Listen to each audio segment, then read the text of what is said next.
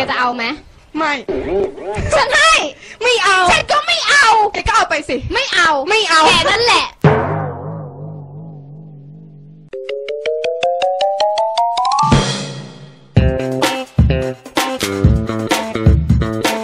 ร้ายใช่ไหม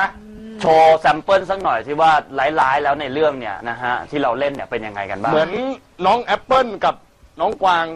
ทะเลาะกันเพื่อแย่งพี่ก็ได้โอ้โห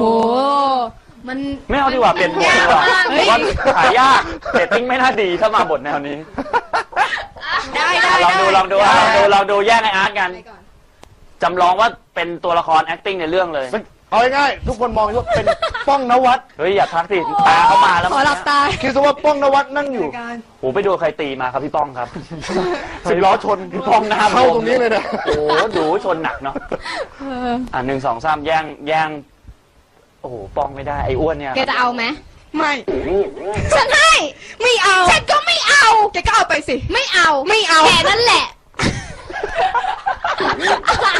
เล่นได้ดีมากจริงเขาเรียกว่าอินเนอร์ใช่ไหมเขาเรียกว่าอินเนอร์คือเราต้องจากข้างใน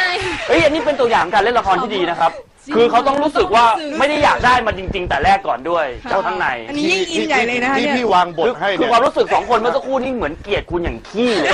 แล้วแสดงออกมาได้ดีมากแกเอาไปสิใช่ได้ซีนมากป้องนวัดไงต้องแบบอยากได้อันนี้แบบไม่ใช่อุจจาระอะไรที่มันอยู่ข้างบทมาสักครู่เนี่ยเหลือแค่เอาไม้ไล่เขี่ยกันนะเฮ้ยเอาไปแกเอาไปดิ